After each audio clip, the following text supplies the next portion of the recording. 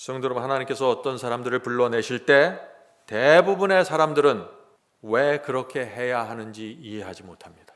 왜 이해하지 못할까요? 하나님께서 구원을 위해서 불러내시는데 사람들은 무엇을 봐요? 환경과 조건을 보는 것입니다. 그래서 혼돈에 빠지는 것입니다.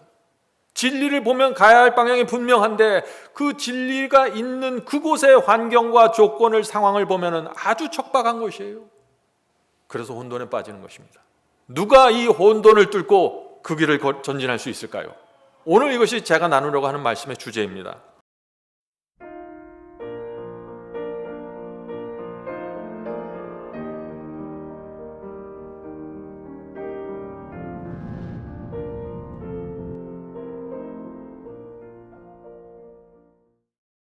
오늘 저희가 나눌 말씀은 저에게 있어서는 상당히 중요한 말씀입니다. 누가 아브라함의 자손인가?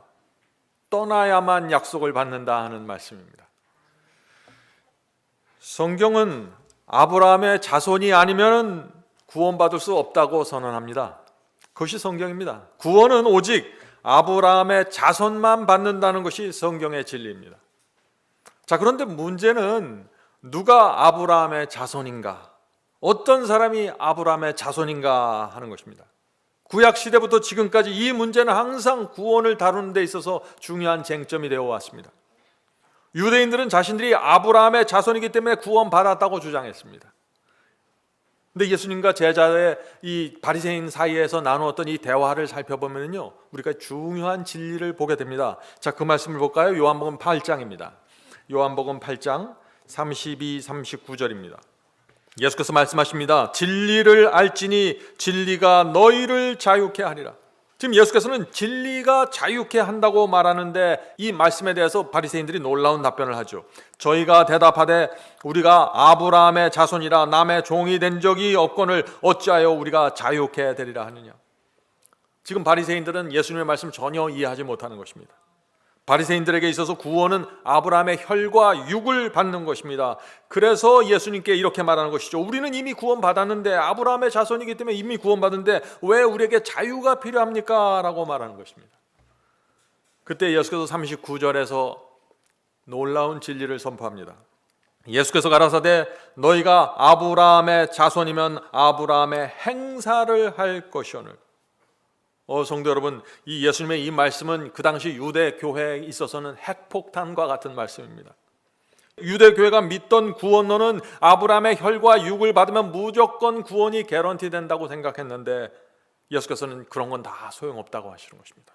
너희가 정말 아브라함의 자손이면 아브라함 자손처럼 살아야 될 것이 아니냐, 아브라함의 자손처럼 행할 것이 아니냐, 이렇게 지금 말씀하시는 것입니다. 성도 여러분, 그 당시 유대 교회가 가르쳤던 복음과 예수께서 가르쳤던 복음은 전혀 다른 것입니다. 똑같은 성경을 말하고 똑같은 아브라함을 말하고 똑같은 구원을 말하는 것 같은데 전혀 다른 것이었습니다. 그래서 사람들이 혼돈하는 것입니다. 여러분 아십니까? 오늘날도 정확하게 똑같은 문제가 반복되고 있는 것입니다. 누가 아브라함의 자손인가 하는 문제에 대해서 말이죠. 갈라디아 3장 28절 29절이 오늘날 크게 이슈가 되는 성경절입니다. 갈라디아 3장 28절 29절. 너희는 유대인이나 헬라이나 종이나 자주자나 남자나 여자나 다 그리스도 안에서 하나니라. 너희가 그리스도께 속한 자면 곧 아브라함의 자손이요 약속대로 유업을 이을 자니라. 지금 바울이 누가 아브라함의 자손이라고 지금 말하고 있습니까? 그리스도께 속해야만 아브라함의 자손이요 유업을 받는다고 지금 말하는 것입니다. 혈과 육은 아무 소용없다는 것이죠. 자, 그런데 오늘날 교회 안에서 이 말씀의 논쟁이 치열한 것입니다. 많은 분들이 이렇게 생각하는 것입니다.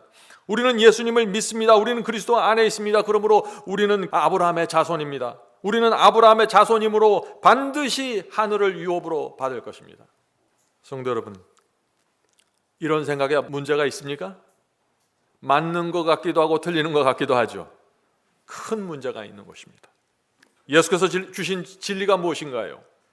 예수께서는 아브라함의 자손이면 아브라함처럼 살아야 한다고 했고 아브라함의 자손이면 아브라함처럼 행해야 한다고 말하고 있는 것입니다. 이 말씀이 빠져버린 것입니다. 믿기만 하면 아브라함의 자손이 된다고 다들 생각하고 있죠. 성도 여러분, 그래서 오늘 우리는 아브라함이 어떻게 살았는지 좀 살펴보려고 하는 것입니다. 아브라함의 생애를 살펴보면은요, 누가 아브라함의 자손인지 또 우리가 어떻게 살아야 할지가 정확하게 보이는 것입니다. 자, 오늘 좀 그 말씀을 살펴보죠. 창세기 12장 보겠습니다. 창세기 12장 1절입니다. 예수께서 아브라함에게 이르시되 너는 너의 본토 친척 아비 집을 떠나 내가 네게 지시할 땅으로 가라. 성도 여러분, 고향을 떠나는 거 쉬운 것 같죠? 이게 그 얘기가 아닙니다. 아브라함이 이 부르심을 받았을 때 70세가 넘었습니다. 70대였습니다. 적은 나이가 아닙니다. 고향에서 모든 것이 안정되었을 나이입니다. 그런데 하나님께서 그곳을 떠나라고 하는 것입니다. 아브라함에게 고향과 친척을 떠나는 것이 쉬웠을까요? 아브라함의 고향은 갈대아 우르였습니다. 거기서 자랐습니다. 그곳은 비옥한 최고의 땅이었습니다. 갈대아 우르는요, 두 강을 끼고 그 사이에 있었던 옥토였습니다. 그래서 지리학적으로 메소포타미아라고 그것을 부르는 것입니다. 누구나 그곳에 살고 싶어 했습니다. 미국이나 한국이나 사람들이 살고 싶어하는 선호하는 지역이 있어요. 교육과 문화와 경제가 좋은 도시, 사람들이 선호하는 지역입니다. 갈대아 우르는 그런 곳이었습니다. 하나님께서는 이 아브라함의 그런 땅을 포기하고 네가 이 땅에서 쌓아놓은 모든 것들을 다 포기하고 떠나라고 하는 것입니다. 성도 여러분, 하나님의 부르심이 무엇인가요? 아브라함이 누리고 왔던 과거들, 지금 누리고 있는 현재, 그리고 미래의 꿈, 이 갈대아 우르 이 풍요로운 땅에서 갖고 갈 아브라함의 꿈을 다 포기하고 내려놓고 떠나라고 하는 것입니다. 자, 그런데 하나님께서 무엇을 위해서 그곳을 포기하라고 하시는 것일까요? 참 놀라운 것은요, 하나님께서 내가 너에게 복을 주기 원하니까 그것을 떠나라고 말씀하시는 것이에요. 참 이상하죠? 이해되지 않는 장면입니다. 성도 여러분, 우리는 아브라함이 받았던 시험이 무엇인지 좀 알아야 되는 것입니다. 그래야만 우리가 아브라함이 자손이 된다는 것이 어떤 경험인지 이해할 수 있는 것이죠. 갈대아 우르가 어떤 곳이었을까요? 갈대아 우르는 돈이 넘치는 상업도시였습니다. 문화 수준이 높고 편안한 삶을 즐길 수 있는 곳이었습니다. 서울에는 한강이 흐르죠. 갈대아 우르는 양옆에 두 개의 큰 강이 흐르는 아주 풍요로운 곳이었습니다. 그런데 그 강 저쪽 땅으로 넘어가면은 완전히 달라집니다. 그 땅 저쪽 편으로 넘어가면은 수리아와 팔레스타인이었는데 그곳으로 가면 상황은 전혀 달라지는 것입니다. 그곳은 가난했고 살기 힘들었고 척박했습니다. 황량했습니다. 쓸모없는 산들만 있었습니다. 그곳은 누가 보아도 복을 받을 수 없는 땅입니다. 갈대아 우르 사람들은요, 그곳에 누구도 살려고 하질 않았어요. 그런데 하나님께서 아브라함에게 내가 너에게 복을 주려고 하는데 이곳을 떠나 저쪽으로 건너가라고 말씀하시는 것입니다. 아브라함의 상황이 이해가 되십니까? 아브라함이 어떤 결정을 했는지 우리가 알아야 되는 것이에요. 평생 함께 살아왔던 친척들과 친구들과 관계도 다 끊어지게 됩니다. 갈대아 우르에 평생 쌓아왔던 자신의 모든 공로들이 사라지는 것입니다.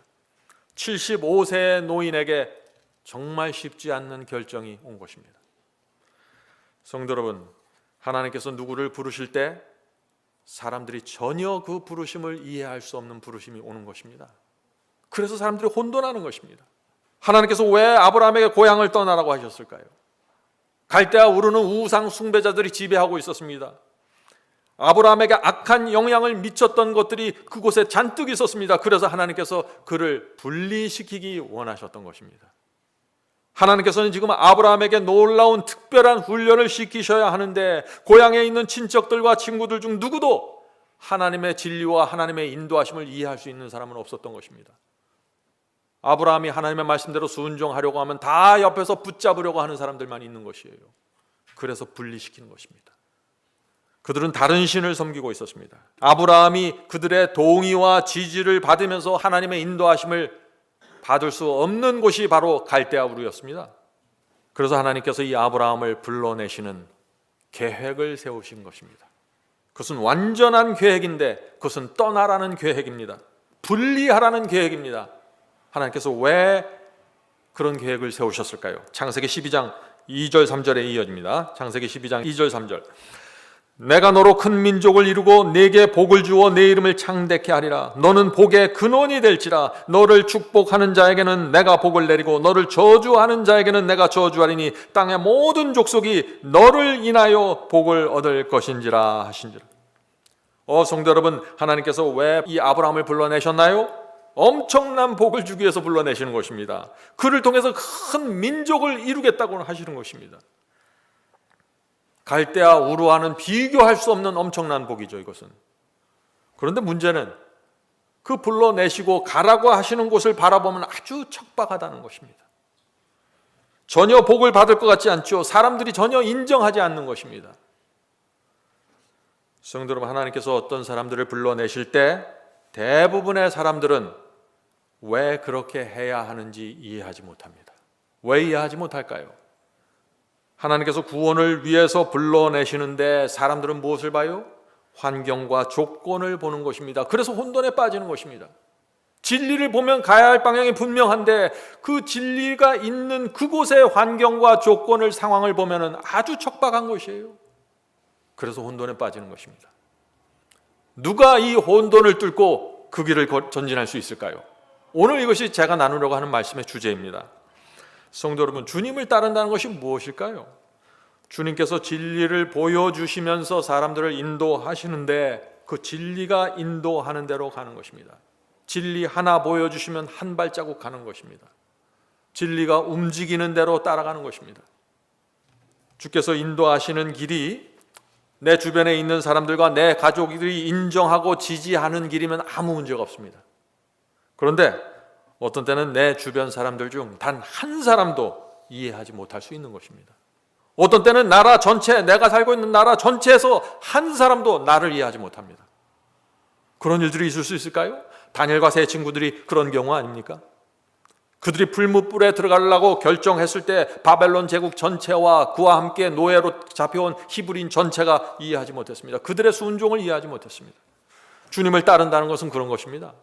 성도 여러분, 이제 곧 짐승의 표 환란이 오죠. 누가 우리를 이해할까요? 지구 전체에서 얼마나 많은 사람들이 우리를 이해할까요? 주님을 따른다는 것은 그런 것입니다. 성도 여러분, 아브라함이 고향 땅을 떠났을 때가 바로 그런 상황이었다는 것이죠. 아무도 이해해 주지 않았을 때 그는 모든 것을 내려놓고 떠나기로 결정하는 것입니다. 성도 여러분, 누가 아브라함의 자손입니까? 여러분들 아시겠죠? 아브라함이 내린 결정, 아브라함이 선택했던 그 길을 가는 사람들, 그들이 아브라함의 자손입니다. 아주 분명합니다. 이것은 우리가 성경 말씀을 읽으면 어떤 때는 참 두렵습니다. 정말 내가 이 말씀대로 순종하면서 이 좁은 길을 끝까지 갈 수 있을까? 두려움이 밀려옵니다. 그런데 그 두려움을 넘어서서 순종하면 어떻게 돼요? 하나님의 완전한 계획 속으로 들어가 버리는 것입니다. 하나님의 자녀가 되는 것입니다. 약속의 자녀 말이죠. 성도 여러분, 우리가 그리스도인이 되기 위해서, 참된 아브라함의 자손이 되기 위해서 중간에 큰 흐르는 강이 있는데 그것은 두려움의 강입니다. 그것을 건너야 되는 것입니다. 자, 순종에 대한 하나님의 약속 다시 한번 읽어보죠. 그것이 무엇입니까? 창세기 12장 2절 3절이죠. 너는 복의 근원이 될지라. 너를 축복하는 자에게는 내가 복을 내리고 너를 저주하는 자에게는 내가 저주하리라. 얼마나 기가 막힌 말씀입니까? 하나님께서 부르실 때 갈대아 우르를 떠나는 사람들, 이 복에 들어간다는 것입니다. 엄청난 보호하심으로 들어가는 것이죠. 자, 그런데 여기 이상한 말씀이 있습니다. 왜 아브라함을 누구든지 저주하면 그 사람은 저주를 받는다고 하나님께서 말씀하셨을까요? 아브라함은 말씀 때문에 고향을 떠난 사람입니다. 모든 것을 놓고 하나님의 계획 속으로 들어가 버린 사람이에요. 그러므로 누구든지 아브라함의 길을 막으면 그건 아브라함을 막는 것이 아니에요. 누구를 막는 것입니까? 하나님을 막는 것이에요. 그래서 하나님께서 심판하시겠다는 것입니다. 성도 여러분, 하나님을 대적하고 막으면요 반드시 심판받습니다. 이 세상에서 심판받지 않으면 하늘 심판대 앞에 가서 결국은 받게 되는 것입니다. 그러므로 우리가 중요한 것은 뭐예요? 하나님의 계획 속으로 들어가는 것입니다. 그의 완전하신 계획 속으로 들어가 버리면 완전한 보호하심과 완전한 인도하심이 있는 것이에요. 그런데 그 앞에 뭐가 흘러요? 갈대아 우르라는 그 강을 넘어야 되는 것입니다. 많은 사람들이 그 강을 넘지 못해서 주저앉아 있는 것이에요. 순종하지 못하는 것입니다. 자, 이제 신약 성경에서 말하는 아브라함을 좀 보죠. 신약은 아브라함의 신앙을 어떻게 말하고 있는지 한번 보겠습니다. 히브리서 11장 보겠습니다. 히브리서 11장은 어떤 장인가요? 믿음의 장이죠. 히브리서 11장 8절부터 10절입니다. 한 절씩 읽어가겠습니다. 믿음으로 아브라함은 부르심을 받았을 때 순종하여 장래 기업으로 받을 땅에 나갈새 갈 바를 알지 못하고 나갔으며. 이것은 놀라운 말씀입니다. 아브라함은 하나님께서 떠나라고 했을 때 어디로 가야 될지 몰랐습니다. 하나님께서 떠나라고만 하셨는데 하나님의 마음속에 있는 그 의도와 목적과 전체 그림을 보지 못했습니다. 그런데 떠났습니다. 이것이 중요한 것입니다. 깨달은 대로 움직여야 되는 것입니다. 많은 사람들이 성경을 공부하면서 이런 얘기를 해요. 제가 전체 그림을 볼 때까지 저는 움직이지 않겠습니다. 자, 그건 아브라함의 자손이 아닙니다.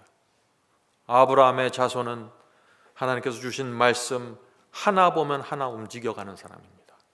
하나에 순종하는 사람에게 주님께서 둘을 주시는 것입니다. 계속해서 읽어보죠. 믿음으로 저가 외방에 있는 것 같이 약속하신 땅에 우거하여 동일한 약속을 유업으로 함께 받은 이삭과 야곱으로 더불어 장막에 거하였으니. 자, 성도 여러분, 오늘 우리가 말씀 중에서 우리가 집중해야 될 것은 이것이에요. 아브라함은 외국인과 나그네처럼 살았다는 것입니다. 갈대아 우르를 떠난 이후에 그는 계속해서 나그네였고 순례자였습니다. 고향을 떠났을 때 그는 어디를 가든지 외국인이었습니다. 성도 여러분, 여러분은 혹시 외국에 나가서 살아본 적이 있어요? 저는 오래 살았습니다. 아무리 오래 살아도 외국은 내 고향이 될 수 없는 곳입니다. 아무리 오래 살아도 낯섭니다. 문화가 다르고 말이 다르고 생각이 다릅니다. 성도 여러분, 이 아브라함에게, 갈대아 우르를 떠난 이 아브라함에게 이 세상은 그런 곳이었습니다. 그는 항상 하늘에 대한 그리움만을 갖고 살 수밖에 없었습니다. 그것이 10절입니다. 10절 보겠습니다. 10절은 킹제임스 성경으로 읽겠습니다. 이는 왜냐하면 아브라함이 기초들이 있는 한 성을 바랐기 때문이라. 그 성의 건축자와 만드신 분은 하나님이시라. 아브라함이 나그네와 순례자로서 살았는데 그 이유가 무엇이에요? 그 진짜 이유가 하늘에 있는 예루살렘 성, 하나님께서 만드신 그 한 성을 바라보았기 때문이라고요. 하늘에 있는 성을 바라보니까 이 세상에 의미가 없다는 것입니다. 이 세상에 나그네밖에 될 수가 없다는 것이에요. 하늘을 바라보니까 그렇게 되었다는 것입니다. 성도 여러분, 생각해 보세요. 이 아브라함도 여러 땅에 다니면서 정착하려면 얼마든지 정착할 수 있었던 사람이에요. 가축도 많았고 수많은 종들과 재산이 있었습니다. 가는 곳마다 사람들에게 존경을 받았어요. 그런데 아브라함의 마음은 항상 순례자요 나그네였습니다. 그는 그 가나안 사람들과 섞일 수가 없는 사람이었습니다. 왜 그럴까요? 그는 하나님께서 약속하신 성을 바라보면서 살았기 때문입니다. 아브라함은 평생 동안 하늘 예루살렘을 보면서 살았는 것입니다. 성도 여러분, 이 갈대아 우르를 떠나는 아브라함을 생각해 보세요. 낯선 곳입니다. 그 사람들과 어울릴 수 없는 것입니다. 자기가 믿는 신과 그들의 신이 다른 것이에요. 더군다나 자기는 이 세상에 관심이 없습니다. 하늘만 바라보고 사는 사람이기 때문에 말이죠. 아브라함은 그런 사람이었습니다. 아브라함의 자손이 누굽니까? 그런 사람들이라는 것입니다. 아브라함은 이 세상에서 만족할 수 없는 사람이었습니다. 왜요? 그는 가장 풍요로운 갈대아 우르를 포기했기 때문이죠. 그 주변에서 갈대아 우르보다 더 좋은 곳은 없었습니다. 아브라함은 편안한 삶을 위해서 떠난 것이 아니에요. 재물과 성공이 목적이 아니었습니다. 재물과 성공이 목적이었으면 그는 갈대아 우르에 남아 있어야 되는 것이에요. 가장 좋은 것을 내려놓은 아브라함. 그래서 그의 마음속에는 세상에 대한 미련이 없는 것입니다. 우리도 그런 사람이 되어야 되지 않을까요? 이 세상에 대한 미련과 애착심을 내려놓은 사람들, 그들이 진리 안에서 자유롭게 살 수 있는 사람들입니다. 미련과 애착심에 붙잡혀 있으면 자유를 잃어버리게 되는 것입니다. 자, 아브라함은 오직 하나만 보면서 살았습니다. 그것이 무엇이에요? 히브리서 11장 6절입니다. 히브리서 11장 6절. 하나님께 나아가는 자는 반드시 그가 계신 것과 또한 그가 자기를 찾는 자들에게 상 주시는 이심을 믿어야 할지니라. 성도 여러분, 아브라함이 죽을 때까지 바라본 것이 뭐예요? 자기에게 상 주시는 하나님을 바라본 것입니다. 어떤 상입니까? 하나님께서 예루살렘 성을 활짝 열어놓고 하늘 예루살렘 도성을 활짝 그 문을 열어놓고 자기를 기다리시는 그 상입니다. 성도 여러분, 우리도 그 상을 바라보면서 살아야 하는 것입니다. 그것이 아브라함의 자손입니다. 아브라함은 이 땅에서 외로웠습니다. 왜 외로웠을까요? 가축도 많고 양들도 많았는데 재산이 많았는데 아브라함은 그런 것에 만족할 수 없었습니다. 하늘에 대한 그리움만 그 마음속에 있었습니다. 어디를 가나 그래서 이 땅에서는 외로웠던 것입니다. 성도 여러분, 이 땅에서 아무리 재산이 늘고 성공해도 그것은 우리 마음에 만족을 줄 수 없는 것입니다. 마음이 허전합니다. 아무리 주머니에 많이 넣어도 허전해요. 왜요? 우리는 하늘 도성을 그리워하기 때문에 그런 것이에요. 이 땅은 고통의 연속입니다. 한 문제를 해결하고 나면 또 다음 문제가 다가옵니다. 그것이 제 인생이었어요. 이번에서 하나님께서 이번 고비만 넘겨주면 내가 내 인생에 평안이 오겠지. 잠시뿐이었습니다. 또 다른 고통과 또 다른 문제가 또 왔습니다. 그것이 인생입니다. 성도 여러분, 그래서 우리가 이 땅에서 하나님께서 주시는 모든 약속하신 복을 받는다고 할지라도 그것은 잠시예요. 건강의 복, 자녀의 복, 재물 복을 다 받는다고 할지라도 그것은 잠시입니다. 예수께서 재림하시면 우리는 더 나은 본향을 향해서 가야 될 사람들입니다. 성도 여러분, 하늘을 우리가 잊어버리면은요, 그 다음에는 어디로 갈까요? 우리가 애굽을 향해서 가게 됩니다. 하나님께서 이스라엘 백성을 애굽에서 구원해서 광야로 불러냈습니다. 그들을 구름 기둥과 불 기둥으로 인도하시면서 날마다 만나를 주셨습니다. 그들 마음속에 불평이 있을 수가 없는 것입니다. 그런데 이스라엘 백성이 어떻게 됐나요? 자신들이 하나님께서 약속하신 그 가나안을 향해 가고 있다는 사실을 잊어버렸습니다. 그래서 사람들이 자꾸 다시 애굽으로 돌아가고 싶다고 말하기 시작하는 것입니다. 참 이상하죠? 하나님께서는 이들에게 지상 최고의 복을 지금 준비하고 인도하고 계시는데 그 사람들은 애굽의 고기 까마를 그리워하는 것입니다. 하늘의 만나를 먹으면서 불평하는 것입니다. 성도 여러분, 하나님의 인도하심에 대한 불평이 있습니까? 왜 나를 이런 곳으로 인도했냐는 불평이 있나요? 하나님의 말씀에 대한 불평이 있습니까? 불평이 있다는 것은 우리 속에 애굽을 그리워하는 마음이 있는 것이 아닐까요? 우리는 이 점에 있어서 정직해야 됩니다. 좁은 길에 대해서 불평한다는 것은요, 내 마음 어디선가 다시 애굽의 길로 돌아가고 싶다는 그런 소원이 있는지 모르는 것입니다. 성도 여러분, 우리가 정말 주님을 따르는 사람들이라면은 하나님의 말씀을 우리 인생의 최고의 권위로 놓고 가야 되는 것입니다. 유일한 길잡이로 우리가 받아들여야 되는 것입니다. 그래야만 말씀에 대한 불평이 사라지는 것이죠. 성도 여러분, 오늘 제가 강조하고 싶은 말씀 또 하나 좀 드리겠습니다. 하나님께서 어떤 사람을 인도하실 때, 부르실 때 그 사람 주변에 확실하게 선을 긋고 구별하십니다. 많은 사람들이 이것을 몰라요. 하나님께서 왜 우리를 부르실 때 우리 주변에 선을 그어버리십니다. 우리를 향한 하나님의 계획이 특별하기 때문에 그렇게 하지 않으면 안 되는 것입니다. 하나님께서는 우상으로부터 이스라엘을 분리시켰습니다. 그렇죠? 우상 숭배자들과의 결혼해서 분리시켰어요. 우상 숭배자들과 섞여서 살지 못하게 분리시켰습니다. 이스라엘을 죄와 그 거짓 선지자들부터 분리시키기 위해 수많은 선지자들을 보내서 파송해서 경고하고 경고했습니다. 하나님의 원칙은 분리입니다. 그런데 그 분리의 원칙이 구약 시대만 있었던 것이 아니라 신약 시대도 여전히 존재한다는 것입니다. 고린도후서 6장 17절 18절 보죠. 고린도후서 6장 17절 18절. 주께서 말씀하시기를 너희는 저희 중에서 나와서 따로 있고 부정한 것을 만지지 말라. 내가 너희를 영접하여 너희에게 아버지가 되고 너희는 내게 자녀가 되리라. 전능하신 주의 말씀이니라. 성도 여러분, 우리가 이 세상에 살 때 같이 살아가는 것처럼 보이지만 따로 나와서 분리되어 있어야 되는 것입니다. 그것이 신앙입니다. 하나님께서는 우리를 부정한 것들로부터 분리하라고 명령하십니다. 근데 사탄은 어떻게 해요? 우리를 계속해서 부정한 것들과 접촉하면서 살라고 말하고 있는 것입니다. 우리가 세상과 끊임없이 접촉해서 세상처럼 생각하고 세상처럼 말하게 만드는 것이 사탄의 목적입니다. 거짓 복음과 계속해서 접촉하게 합니다. 그래서 우리가 타협하고 살면서도 나는 주님의 구원에 속해 있다, 나는 아브라함의 자손이다 라고 생각하게 만드는 것이죠. 사탄이 그렇게 하는 이유가 무엇일까요? 우리의 감정과 생각을 아주 이기적으로 만드는 것입니다. 주님을 믿는데 그 생각과 행동은 이기적이에요. 그리스도를 닮지 않게 만드는 것입니다. 그래서 오늘 많은 사람들이 주님을 사랑한다고 말하죠. 믿는다고 말하고 예배를 드립니다. 그런데 말하고 행동하는 거 가만히 보면 너무나 이기적입니다. 모든 것이 자기중심적이에요. 그리스도를 너무나 닮지 않았습니다.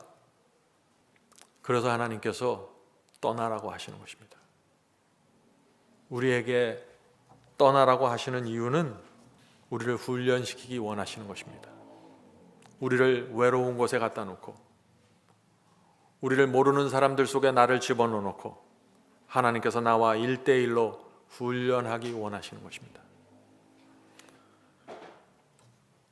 성도 여러분, 우리 각자에게 갈대와 우루가 있습니다. 여러분들 그걸 아십니까? 어떤 사람은 이기심의 갈대와 우루가 있고 어떤 사람은 욕심의 갈대와 우루가 있고 절대 포기하지 못하는 갈대와 우루가 다 있는 것입니다. 하나님께서는 바로 그것을 포기하고 내려놓으라고 명령하시는 것입니다. 그래야만 약속의 땅으로 갈 수 있는 것입니다. 그런데 우리는 하나님의 그런 포기하라는 명령을 들을 때마다 힘들어하는 것입니다. 하나님께서 왜 나를 이렇게 괴롭히실까? 나를 젖과 꿀이 흐르는 땅으로 인도하신다 그래놓고 왜 나에게 이런 척박한 것을 요구하시는가? 자꾸 이렇게 오해하는 것입니다. 성도 여러분, 하나님의 원칙은 분리입니다. 그거 흔들지 마세요. 그거는 움직이지 않습니다. 하나님께서 어떤 때는 내 모든 추억이 담겨져 있는 교회에서 떠나라고 하십니다. 하나님께서 어떤 때는 내 주변에 있는 사람들과 다 관계를 끊고 떠나라고 하십니다. 저는 그런 명령을 여러 번 받았어요. 하나님의 분리 명령입니다. 그것이 그런데 나중에 알고 보니까 사랑이고 은혜였어요. 하나님께서 우리를 분리시키는 은혜가 없었다면 우리가 구원받을 수 있을까요? 저도 제 인생을 살아오면서 몇 번 떠났습니다. 30년 전에 제가 주님을 처음 영접했을 때 성령께서 제 마음속에 깊은 부담을 주셨어요. 떠나라고 말이죠. 네가 말씀대로 살려면 내가 붙잡고 있는 것을 내려놓고 이것을 떠나야 한다. 최고의 기회가 있고 최고의 문화와 교육이 있는 이곳에서 너는 떠나야 한다.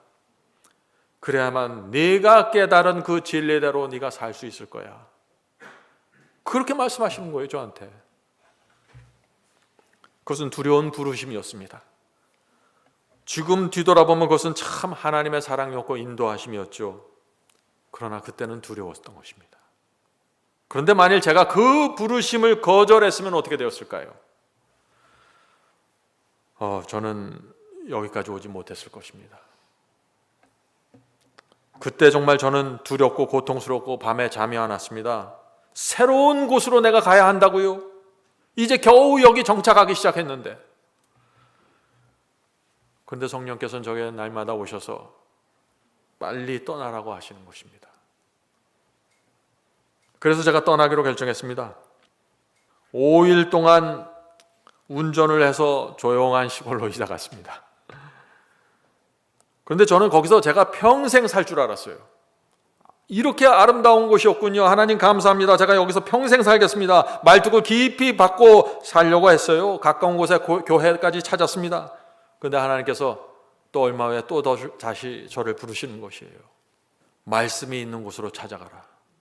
경치만 좋으면 뭐하니? 이렇게 하시는 거예요. 같은 신앙, 같은 마음으로 신앙을 하는 교회를 찾아가라. 저는 두려웠습니다. 언제까지 이런 식으로 내가 하나님을 쫓아갈 수 있을까? 이제 겨우 친구가 생겼고 익숙해졌는데 교인들도 나를 좋아하는데 다시 짐을 싸고 떠나야 했습니다. 이번에는 5일이 아니라 5시간을 운전하는 거리였습니다. 그 당시 저희 부부가 갓 태어난 아기를 안고서 말씀이 세워져 있는 교회를 찾아갔습니다. 그때 저는 또 이렇게 생각했습니다. 주님, 이제 여기서 예수께서 재림하실 때까지 저는 살겠습니다. 다시는 저를 건드리지 마세요. 전 여기가 최고입니다. 다시 말뚝을 깊이 박고 오래 살 수 있는 집을 찾아서 살았습니다. 그곳에서 은퇴할 계획을 다 세워놓았습니다. 근데 또 내 마음대로 되질 않아요. 이것이 하나님께서 다시 저를 부르셨습니다. 이번엔 어디로 부르셨을까요? 그래서 나온 게 제가 서울에 나온 것입니다. 성도 여러분, 제가 뒤를 돌아보면 이런 생각이 나요. 만일 그때 내가 붙잡고 있고 내가 계획했던 것을 그대로 고집했으면 어떻게 되었을까? 그때 내 생각과 내 계획을 그대로 고집했으면 어떻게 되었을까? 지금 저는 여기까지 올 수 없었던 것입니다. 여러분도 마찬가지입니다. 여러분들도 갈대아 우르를 떠났기 때문에 지금 이 자리에 올 수 있었던 것입니다. 그것은 하나님의 사랑이고 은혜이고 인도였던 것입니다. 저도 그렇고 여러분들 그렇고 고집했으면 지금도 캄캄한 어둠 속에서 남아있을 것입니다. 제가 지난 세월을 되돌아볼 때마다 감사한 것인데 그것이 무엇이냐면요, 한 곳에서 다른 곳으로 움직이고 떠날 때마다 하나님의 말씀 때문에 제가 떠났다는 것입니다. 전 풍요로움을 찾아서 떠난 적이 없어요. 저쪽에 가면은 장사가 잘 된다, 농사가 잘 된다, 이런 것은 제 관심이 없었습니다. 제 성품도 부족하고 신앙도 부족하지만 제 인생에서 가장 중요했던 것은 진리였습니다. 항상 말씀이 그리워서 옮겼고 말씀에 가까이 있고 싶어서 정든 곳을 떠나게 되었습니다. 하나님께서 그런 저를 불쌍히 보시고 인도해 주신 것입니다. 말씀을 보셔야 돼요. 말씀이 어디로 움직이고 있는지, 빛이 어디서 점점 밝아지고 있는지 보셔야 되는 것입니다. 여러분들이 직장 찾아다니고 돈 찾아다닐 때 길을 잃어버리는 것입니다. 자, 하나님께서 종종 우리에게 그래서 떠나라고 하시는 것입니다. 왜 떠나라고 하실까요? 3가지 이유가 있습니다. 첫 번째 이유는 새로운 빛으로 인도하기 위해서 떠나라고 하시는 것입니다. 둘째는 지금 있는 곳에서 하나님께서 주고자 하는 그 경험이 이루어질 수 없기 때문에 떠나라고 하시는 것입니다. 셋째는 이 세상에 내가 깊이 뿌리 내리지 못하게 막기 위해서 우리를 자꾸 이쪽 저쪽으로 옮겨주시는 것입니다. 그래서 자리 잡을만 하면은 옮겨주시고 하늘 바라보게 해주시는 것입니다. 그것이 은혜입니다. 성도 여러분, 우리의 타락한 이 본성은 다 마찬가지예요. 편하면 순종하지 않습니다. 내가 원하는 것을 모두 붙잡고 있는 상태에서는 간절함이 사라져버리기 때문입니다. 하나님께서 우리를 변화시키기 위해서는 어쩔 수 없이 외로움과 어려움이라는 고통의 시간을 허락하실 수밖에 없는 것입니다. 그래서 떠나라고 하시는 것입니다. 그래서 분리하라고 말씀하시는 것이에요. 성도 여러분, 생각해 보세요. 이 죄에, 질긴 죄에 붙잡혀 있는 우리가, 타락한 본성을 가진 우리가 그리스도 안으로 확실하게 들어가는 것이 저절로 이루어질 수 있을까요? 그냥 믿는다고 고백하면 그것이 이루어질까요? 오늘 많은 사람들이 이해하지 못하는 것이 바로 그것입니다. 그것은 버리고 떠나야만 그리스도 안으로 깊이 들어갈 수 있다는 것입니다. 많은 사람들이 이걸 인정하지 않죠. 이것은 현실이고 진실입니다. 물론 구원은 은혜로 이루어지는 것입니다. 우리 노력이 아니죠. 성령께서 우리를 변화시켜 주어야만 가능한 것입니다. 그런데 이 변화의 과정에는 반드시 포함되는 것이 있는데 그것이 뭐냐면 버리는 경험입니다. 떠나는 경험이에요. 포기하는 경험입니다. 내려놓는 경험입니다. 이것을 치워놓고 어떤 경험을 얻으려고요? 안 될 것입니다. 성도 여러분, 이런 경험을 통해서 우리는 아브라함의 자손이 되는 경험을 갖게 되는 것입니다. 아브라함도 그렇게 살아갔습니다. 성도 여러분, 이 세상과 분리해야만 하나님과 연합할 수 있을 것입니다. 아브라함이 갈대아 우르를 떠났을 때 약속의 땅에 들어갔었죠. 그런 것처럼 떠나는 경험과 구원의 약속은 동시에 이루어지는 것입니다. 왜 그럴까요? 우리가 이 죄악 세상에서 살고 있기 때문이에요. 아무것도 포기하지 않고 떠나지 않고 분리하지 않은 채 구원받을 수 있는 사람은 이 지구에 한 사람도 없습니다. 사탄이 그렇게 되도록, 그렇게 쉽게 구원받을 수 있도록 내버려 두질 않아요. 잊지 마세요. 지금 하나님과 사탄의 전쟁이 벌어지고 있는 것입니다. 우리가 지금 하나님께로 가려고 하는데 사탄이 내버려둬요. 그래서 하나님께서 떠나라는 결단을 내리라고 호소하시는 거예요. 분리하라고 명령하시는 것입니다. 성도 여러분, 오늘 많은 사람들이 걸려있는 문제가 보이십니까? 오늘 이 시간에 여러분은 그것을 보셔야 되는 것입니다. 한 발은 세상에 두고 다른 발은 주님께 두려고 합니다. 그것이 오늘날 교회의 모습이에요. 두 주인을 섬기면서 내가 구원받겠습니다, 그 길을 보여주십시오. 이것이 사람들의 요구입니다. 인간의 죄된 본성은 이 세상에서 재미있게 살면서 재미를 보면서 하늘의 유업도 받으려고 하는 것이죠. 누구나 그런 생각을 갖습니다. 그런데 하나님께서는 그런 시도를 허용하지 않으십니다. 왜요? 이것은 하나님과 사탄의 전쟁이에요. 이쪽 아니면 저쪽입니다. 중간은 없는 것입니다. 양다리가 없는 것이에요. 그래서 떠나야 하는 것입니다. 그래서 하나님께서 우리에게 요구하시는 것이에요. 너희가 약속의 유업을 받으려면 갈대아 우르를 떠나라. 내가 지시하는 곳으로 가라. 이것이 하나님께서 우리를 구원하시는 방법입니다. 자, 이제 오늘 말씀의 결론으로 들어가겠습니다. 자, 히브리서 11장 13절 보겠습니다. 히브리서 11장을 오늘 살펴보면서 말씀을 마칩니다. 히브리서 11장 13절 킹제임스 성경으로 읽겠습니다. 이 사람들 히브리서 11장에 나오는 믿음의 조상들이죠. 이 사람들은 다 믿음 안에서 죽었으며 약속하신 것을 받지 못하였으되. 자, 믿음의 조상들은 모두 믿음대로 살다가 죽었습니다. 그런데 약속을 받지 못했다고 했습니다. 그 약속이 무엇인가요? 젖과 꿀이 흐르는 가나안 땅입니까? 아니죠. 이분들이 원했던 것은 땅이야. 이 지상의 땅이 아니에요. 하늘 가나안을 말하는 것입니다. 하늘 새 예루살렘을 원했던 것입니다. 그래서 이 땅에서 순례자로 살아가게 된 것이죠.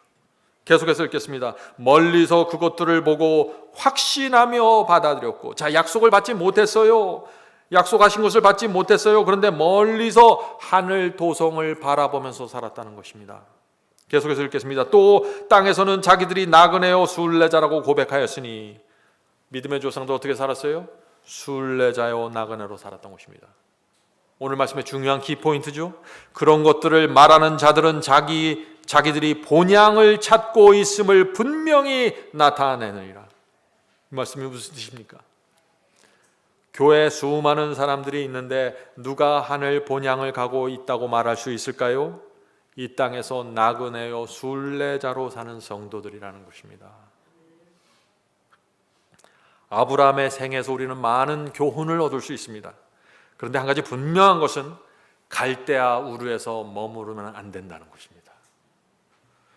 편하고 좋은 것만 쫓아다니면 아브라함이 간 길을 갈 수가 없다는 것입니다. 한국도 미국도 잘 사는 나라입니다. 이 많은 나라들이 갖지 못한 큰 혜택을 받고 있는 나라들이죠. 편리한 것, 멋진 것, 부러운 것이 많은 나라입니다. 한국과 미국 다 그렇습니다. 이런 나라에 사는 그리스도인들 조심해야 합니다. 왜요? 갈대아 우르의 마음을 뺏겨서 떠나지 못하게 됩니다. 성도 여러분, 돈이 필요하죠. 그러나 그것은 필요해서 버는 것입니다. 학교 가서 공부해야 되나요? 그렇습니다. 그러나 필요해서 하는 것입니다. 갈대아 우르의 마음을 빼앗기면 안 되는 것입니다. 성도 여러분, 이 믿음의 조상들도 우리와 같은 성정을 갖고 계셨던 분들입니다. 뭐 특별하게 무슨 환상 속에서 살았던 분이 아니에요. 이 믿음의 조상들이 나그네와 순례자로 살았다고 했는데 처음부터 그렇게 산 것이 아니에요. 그들은 처음부터 그렇게 산 것이 아닙니다. 그들의 두 가지 경험이 있는 것입니다. 처음 경험은 하늘 예루살렘을 멀리서 바라보는 경험이고, 둘째 경험은 확신하고 들어가서 가깝게 바라보는 경험입니다. 오늘 이 말씀을 우리가 자세히 좀 살펴보려고 합니다. 자, 13절 다시 읽어보죠. 멀리서 그것들을 보고 확신하며 받아들였고.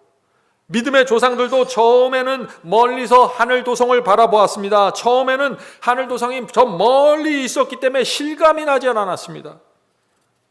그래서 이 믿음의 조상들도 처음에는 육신에서 충동과 욕망이 올라오면 마음이 흔들렸던 것입니다. 처음에는 이 땅의 말뚝을 깊이 박고 살고 싶은 충동이 올라오면서 마음이 흔들렸던 것입니다. 누구나 마찬가지죠. 그래서 아브라함과 야곱도 어떻게 해요? 창세기를 보면 어떤 모습이 나옵니까? 부족함이 나오고 유치함이 나오지 않습니까? 왜 그래요? 하늘 예루살렘을 멀리서 바라봤습니다. 실감하지 못했어요. 성도 여러분, 주님을 따라갈 때 누구나 마찬가지죠. 처음에는 정말 하늘이 있는 곳이 맞나요? 정말 성경이 이게 진짜입니까? 정말 예수께서 재림하실까요? 정말 이 놀라운 약속이 나에게 이루어질 수 있는 것입니까? 이렇게 계속해서 질문 던지고 의문을 갖고 따라가게 되는 것입니다. 처음에 다 그렇다는 것입니다. 하늘 도성을 그래서 멀리서 바라보는 것입니다. 그래서 마음이 자꾸 흔들리는 것입니다. 그 성이 내 것이라고 생각이 되는데 확신이 없는 것입니다. 그래서 신앙이 오르락내리락 하는 것이죠. 그런데 중요한 것은 믿음의 조상들이 거기서 멈춘 것이 아닙니다. 그들은 더 나갔습니다. 어디까지 나갔을까요? 13절 다시 읽어보죠. 멀리서 그것들을 보고 처음 경험입니다. 더 나갑니다. 확신하며 받아들였고. 성도 여러분, 우리도 확신하며 받아들이는 경험으로 나가야 되는 것입니다. 자, 어떻게 하면 우리가 확신하며 받아들이는 이 경험으로 들어갈 수 있을까요? 진리가 확실하게 내 마음속에 새겨져야 되는 것입니다. 하나님의 예언이 샛별처럼 분명하게 내 마음속에 떠올라 있어야 되는 것입니다. 다시 말해서 하나님의 말씀이 내 이성과 내 양심을 확실하게 설득해 버려야 되는 것입니다.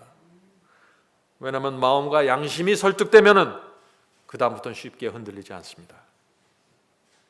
애매하게 설득당했기 때문에 맨날 애매하게 믿는 것이에요. 영어 성경을 보면은요, 이 경험이 좀 더 분명합니다. 세 가지 경험으로 나눠서 설명합니다.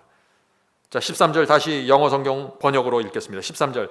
멀리서 그것들을 봤고, 멀리서 새 예루살렘 성을 보면서 살았습니다. 멀리서 그것들을 보았고 확신하며, 이 확신하는 영어로 persuade입니다. 설득되었다는 것입니다. 내 마음이 하나님의 말씀으로 설득되어서 확신을 갖게 되었다는 것이에요. 무조건 믿는 것이 아닙니다. 믿습니다가 아니에요. 하나님의 말씀이 나를 설득했기 때문에 내 마음속에 확신이 세워진 것입니다. 그것이 믿음입니다. 확신하여 persuade, 그 다음에 소중히 간직하였으며, 영어로 embraced입니다. embraced가 뭔가요? 꼭 껴안았다는 것이에요. 누구에게도 뺏기지 않도록 꽉 껴안고 살았다는 것입니다. 처음엔 진리를 멀리서 바라보았는데 이젠 가까이 가서 들여다보니까 내 마음속에 그것이 완전히 확신이 되어버렸어요. 확신되었기 때문에 그것을 더 이상 누구도 빼앗길 수 없기에 꽉 온몸으로 껴안고 살아가는 것입니다. 이것이 누구예요? 믿음의 조상들입니다. 누구예요? 아브라함의 자손들입니다. 소중히 간직하였으며 또 이 땅에서 외국인이요 순례자라고 고백하였느니라. 여기 세 번째 경험입니다. 뭐예요? confess입니다. 첫 번째 단계가 무엇인가요? persuade입니다. 말씀으로 마음이 설득되는 경험이 있어야 되는 것입니다. 두 번째, embraced입니다. 소중하게 간직하는 경험입니다. 세 번째 뭐예요? confessed. 고백하는 경험입니다. 무엇이라고 고백한다고요? 저는 이제 나그네요 순례자입니다. 저는 더 이상 이 땅의 사람이 아닙니다. 성도 여러분, 신앙이 무엇입니까? 말씀으로 나를 설득하는 것입니다. 확신하는 것입니다. 확신한 진리를 내가 소중히 붙잡는 것입니다. 그때부터 나그네요 순례자요, 나는 나그네요 고백하면서 살아가게 되는 것입니다. 오늘 많은 사람들이 나는 아브라함의 자손이라고 합니다. 나는 나그네라고 고백합니다. 그리고 구원받았다고 말합니다. 잘못되었습니다. 고백은 마지막 세 번째 단계입니다. 예수를 영접하면 고백부터 하려고 그래요. 누가 그래요? 마음속에 없는 걸 어떻게 고백합니까? 성도 여러분, 이 세 가지 경험을 순서대로 경험해야 되는 것입니다. 먼저 말씀이 우리 마음을 확실하게 설득해야 됩니다. 깨달은 말씀을 소중하게 꼭 껴안고 간직해야 되는 것입니다. 오늘 대부분의 사람들의 문제가 보이시죠? 문제가 무엇입니까? 말씀이 마음을 설득해서 확신하는 경험까지 가질 못해요. 말씀을 공부하지 않습니다. 체계적으로 이해하지 못해요. 퍼즐이 맞춰지질 않았습니다. 애매하게 믿는 것입니다. 뜬구름 잡는 것처럼 보입니다. 그래서 성도 여러분, 성경을 진지하게 공부하셔야 돼요. 온 마음을 다해 확신하는 경험, 그것이 그냥 생기는 것이 아닙니다. 성경을 간절한 마음으로 공부해야만 그것이 생기는 것이에요. 그런 사람들은 두 번째 단계로 넘어가는데, 이 두 번째 단계에서도 많은 사람들이 또 넘어집니다. 많은 사람들이 진리를 이해하고 깨닫습니다. 근데 그것을 이 두 번째 경험 소중하게 간직하지 못하는 것입니다. 소중하게 간직한다는 것이 무엇인가요? 모든 것을 다 바쳐서 내가 이 진리에 순종한다는 것이에요. 소중하게 여기면 그렇게 되는 것입니다. 그런데 많은 분들이 나도 이 말씀의 의미를 안다. 나도 그거 공부해봤어. 나도 그거 해석 알아. 여기서 다 멈춰버리는 것이에요. 거기서 멈추면 소용이 없습니다. 거기서 멈추면 부작용이 생겨요. 어떤 부작용이 생길까요? 건방져져요. 하나님의 말씀 앞에서 건방져져요. 진지하지 않습니다. 다 안다고 착각에 빠지기 때문에 그런 것이죠. 모든 것을 주어도 바꾸지 않을 만큼 진리가 소중해지셔야 됩니다. 이 경험이 없으면 육체에서 충동과 욕심이 올라올 때마다 계속해서 마음이 흔들리게 될 것입니다. 계속해서 요요 현상이 일어날 것이에요. 그렇게 흔들리다가 진리에서 떨어져 나가버리는 것입니다. 성도 여러분, 저는 지난 30년 동안 제가 이것을 많이 보았어요. 그래서 이 설교를 하는 거예요. 제가 정말 많은 사람들이 진리를 보고 기뻐했습니다. 감사하다고 간증했어요. 그런데 이 진리를 이 세상 무엇보다도 소중하게 마음에 품질 않는 것이에요. 너무나 쉽게 잊어버립니다. 너무나 쉽게 생각합니다. 이 진리를 함부로 다룹니다. 마치 내가 순종하지 않아도 되는 것처럼 생각합니다. 그렇게 교만하다가 시험이 올 때 흔들려서 떨어져 나가버리는 것입니다. 성도 여러분, 잊지 마세요. 제가 30년 동안 생활하면서 이 케이스를 너무나 많이 봤던 것입니다. 그래서 우리 교우님들에게 제가 간절하게 호소하는 것입니다. 소중하게 품으세요. 예수께서 이 요한복음 8장에서 말씀하신 그 말씀을 우리는 잊지 말아야 됩니다. 무슨 말씀이에요? 너희가 아브라함의 자손이면 아브라함의 행사를 할 것이라. 우리는 아브라함이 갔던 길을 가야 합니다. 다른 길 찾지 마세요. 하늘 도성을 바라보면서 나그네와 외국인으로 사는 길을 갈아야 되는 것입니다. 여러분, 이 경험을 원하시죠? 저도 간절히 원합니다. 우리가 그래서 오늘부터 하나님의 말씀을 마음에 깊이 새겨야 합니다. 많은 지식이 필요한 것이 아닙니다. 한 말씀을 깨달았으면 그 말씀을 새기시고 순종하십시오. 아무리 흔들어도 흔들리지 않을 정도로 말씀을 꼭 붙잡고 계셔야 돼요. 감추인 보화를 발견한 사람처럼, 가장 값비싼 진주를 발견한 사람처럼 진리를 온몸으로 껴안고 있어야 되는 것입니다. 사탄이 뺏어가지 못하도록 말이죠. 그런 사람은 하나님께서 약속하신 하늘 예루살렘 성에 반드시 들어간다는 것입니다. 그것이 히브리서 11장의 메시지입니다. 성도 여러분, 우리가 정말 진리의 가치를 알고 소중히 품고 있으면은요, 진리가 우리를 자유케 합니다. 진리가 우리를 자유케 한다는 게 뭐예요? 가난해도 부끄럽지 않다는 거예요. 못나도 부끄럽지 않다는 거예요. 그게 진리 안에서 자유롭게 된 사람들이에요. 예? 내가 무슨 집에 사는가, 무슨 차에 끄는가, 내 학력이 뭔가 전혀 상관하지 않는 거예요. 자유롭게 되었기 때문에 그런 것입니다. 내가 이 우주에서 가장 소중한 것을 붙잡고 있는데 다른 것은 하찮게 보이는 것이죠. 그래서 무서울 것이 그래서 없는 것입니다. 돈이 떨어져도, 사업이 힘들어도, 병들어도 두렵지 않는 것입니다. 왜 두렵지 않아요? 우주의 왕 하나님께서 나를 보기 때문입니다. 그분께서 인도하시는 길을 내가 따라가고 있다는 확신이 있는 것입니다. 성도 여러분, 그래서 이 나그네들은요 위선자로 살지 않게 되는 것입니다. 자유가 있으면 그렇습니다. 나그네는 거짓이 없고 순수합니다. 그래서 나그네는 이렇게 고백합니다. 나는 그저 이 세상을 통과할 뿐입니다. 나는 이 세상에 매달리지 않습니다. 나는 나그네요 순례자입니다. 이곳은 내가 살 곳이 아닙니다. 내 관심은 여기에 없습니다. 나는 더 나은 본향을 향해 지금 가고 있는 것입니다. 내 모든 재산과 보화는 저 하늘에 쌓여 있습니다. 성도 여러분, 우리가 이런 간증을 할 수 있다면 세상이 감당할 수 없는 그리스도인이 되는 것입니다. 성도 여러분, 성경을 아는 것만으로는 부족합니다. 하늘 예루살렘에 대한 간절함이 있어야 되는 것입니다. 그것이 재림신앙입니다. 그것이. 히브리서 11장 13절 14절 보겠습니다. 히브리서 11장 13절 14절. 또 땅에서는 외국인과 나그네로라 증거하였으니 이같이 말하는 자들은 하늘 본향을 찾는 것을 나타냅니다. 무슨 뜻인가요? 이 말씀 아시겠죠? 내 자신이 나그네의 삶을 살고 있다고 증거할 수 있는 사람들은 하늘 본향을 향해 가고 있다는 것입니다. 우리의 삶 속에 내가 나그네입니다, 순례자입니다 하는 증거가 있어야 돼요. 내 삶 속에 말이죠. 저희가 나온 바 본향을 생각하였다면 이 땅을 말하는 것입니다. 나온 바 본향이라는 것은 이 땅을 말하는 것이에요. 그 땅을 생각하였다면 돌아갈 기회가 있으려니와. 무슨 뜻인가요?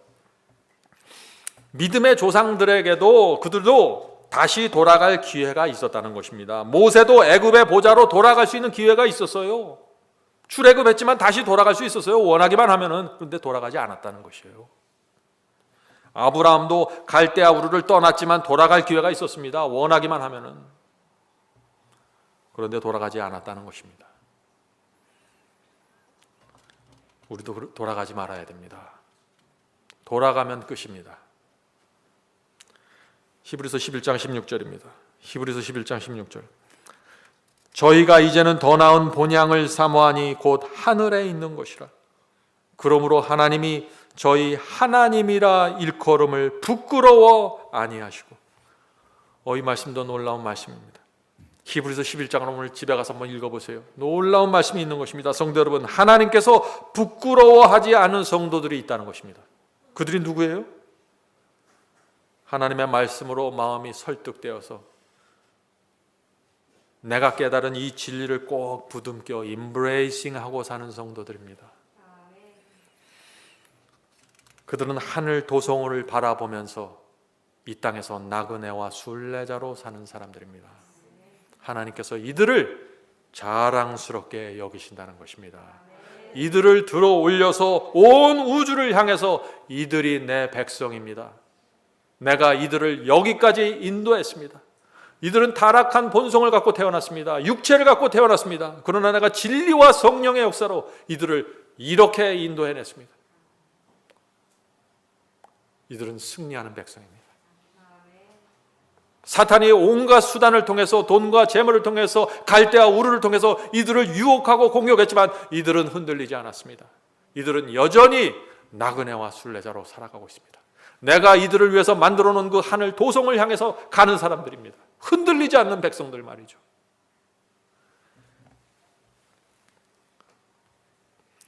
하나님께서 이런 백성들을 위해서 상을 준비하실까요? 반드시 준비하시죠. 16절입니다. 히브리서 11장 16절. 하나님이 저희 하나님이라 일컬음을 받으실 부끄러워 아니하시고 저희를 위하여 한 성을 예비하셨느니라. 이 성이 어떤 성이에요? 하늘 예루살렘 성입니다. 성도 여러분, 하나님께서 저희를 위해서, 저와 여러분을 위해서 한 성을 예비하셨습니다. 그 성은 전설이 아닙니다. 꾸며낸 얘기가 아니에요. 실제입니다. 성경은 하나님의 말씀이고 진리입니다. 반드시 성취될 예언입니다. 우리가 거기에 모든 것을 걸 수 있을까요? 걸 수 있습니다. 성도 여러분, 이 아브라함의 생애를 보면은요, 마지막 시대 우리가 살아야 될 생애입니다. 아브라함처럼 우리도 갈대아 우르를 떠나야 되는 것입니다. 제가 모든 사람이 아브라함처럼 갈 바를 알지 못하고 지금 집에서 떠나라고 그런 말을 하는 게 아니라는 거 여러분들 아시죠? 우리 모든 사람에게 떠나야 할 갈대아 우르가 있는 것입니다. 그것은 여러분만 아는 것입니다. 성령께서 저와 여러분에게 오늘 그것을 개인적으로 알려주시길 제가 간절히 바랍니다. 내가 무엇을 떠나야 되는지 말이죠. 우리 모두는 주님을 사랑합니다. 주께서 우리 속에서 생명으로 역사하고 임해 주시길 우리가 간절히 원합니다. 그런데 그 역사가 이루어지려면은 갈대아 우르에서 떠나는 결정을 해야 된다는 것입니다. 부장한 것과서 분리되어야 하는 것입니다. 그 경험이 필요한 것입니다. 아브라함이 갈대아 우르의 편안함에 도취되어서 그곳을 떠나지 않았으면 어떻게 됐을까요? 얼마나 바보 같은 일을 한 것입니까? 그가 모세가 애굽의 보좌를 타면서 애굽 왕궁을 떠나지 않았으면 어떻게 될까요? 참 슬픈 일이 벌어지는 것입니다. 그들의 이름은 성경에 없었을 것입니다.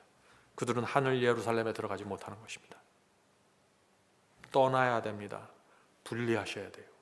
중요한 것입니다. 이것은 성도 여러분, 떠나라는 하나님의 명령에 순종한 자들과 순종하지 않는 자들 사이에 엄청난 차이가 생기는 것을 여러분 보이십니까? 우리가 이 세상에 살지만 우리 눈을 그래서 하늘 성소에 계시는 예수께 돌려야 되는 것입니다. 거기에 우리의 모든 소망이 있는 것입니다. 우리는 말씀을 읽고 또 읽는 만큼 경험하려고 애써야 됩니다. 주님의 사랑과 능력을 점점 더 많이 경험하고 싶다는 소원이 우리에게 있어야 되는 것입니다. 그리고 경험한 만큼 우리가 진리를 강하게 부둥켜 안을 수 있는 것입니다. 경험하지 않으면 부둥켜 안으려도 잘 안 돼요, 이것이. 그래서 경험이 필요한 것입니다. 성도 여러분, 우리 스스로에게 물어보시기 바랍니다. 나는 지금 하늘 도성을 어디서 보고 있는지 말이죠. 멀리서 바라보는지, 정말 그것이 내 것인 것처럼 붙잡고 바라보는지 말이죠. 멀리서 보고 있습니까? 멀리서 보면 세상 욕심이 계속해서 올라와서 나를 고통스럽게 만들 것입니다. 마음이 자꾸 흔들리게 될 것입니다.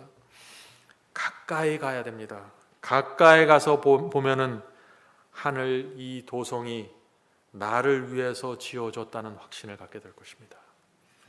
그러면 흔들리지 않게 되는 것입니다. 성도 여러분, 오늘부터 날마다 우리 이런 고백을 하면서 살게 되길 바랍니다. 이 세상은 나의 본향이 아닙니다.